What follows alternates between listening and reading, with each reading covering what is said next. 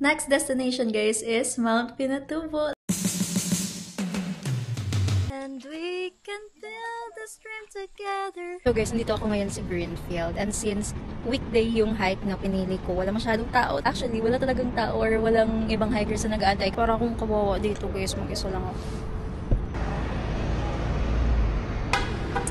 I think yan na guys.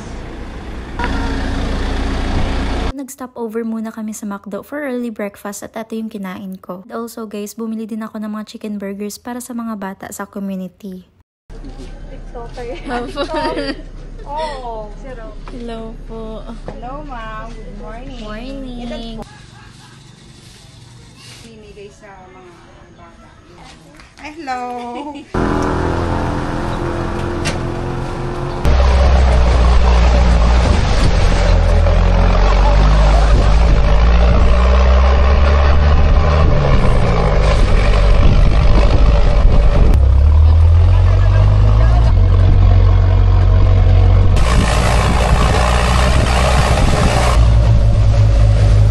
So, nag-stop over.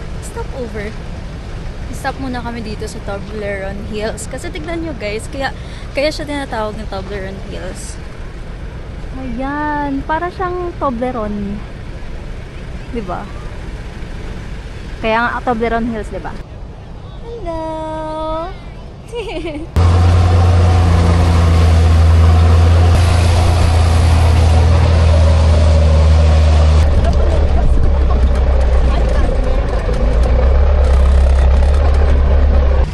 So dito guys, start na kami maglakad. Ang ganda ng paligid, grabe. May baka dun! Kikita niyo ba?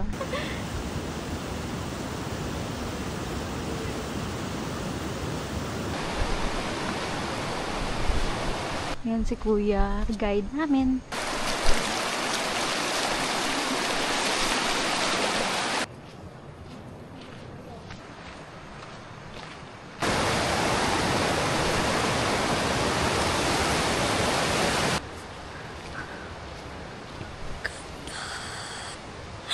Napakaganda.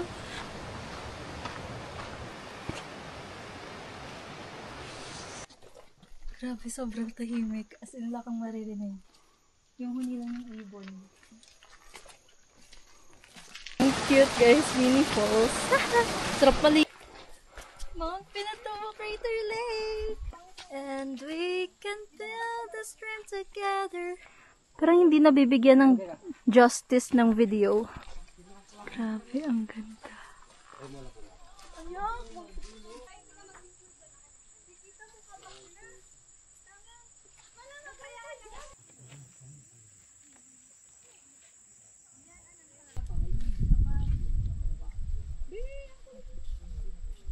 Nung pabalik na, dun pa lang ako nakapagbigay ng snack sa mga bata kasi kakababa lang din nila. Grateful sila at talagang mababait.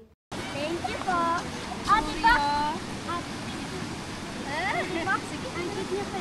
Ang cute lang kasi nag-picture-picture pa kami. Actually guys, yung gusto ko talagang mangyari is magdala ng kahit mas madaming food. Kaso nung time na to is solo joiner lang ako at biglaan yung pag-book ko ng trip na to. Tapos yung stopover namin is sa McDo lang at yan lang yung nabili ko na hindi mahirap bitbitin. Don't worry guys kasi nung nagtanong ako sa mga guides, dun pa lang sa jump off is okay lang naman daw sa kanila yung ganitong food. Hi! Salamat! Pupunta pala kayo dito guys, huwag niyong kakalimutan na magbigay ng tips sa mga guide kasi malaking tulong na yun sa kanila. Yan lang!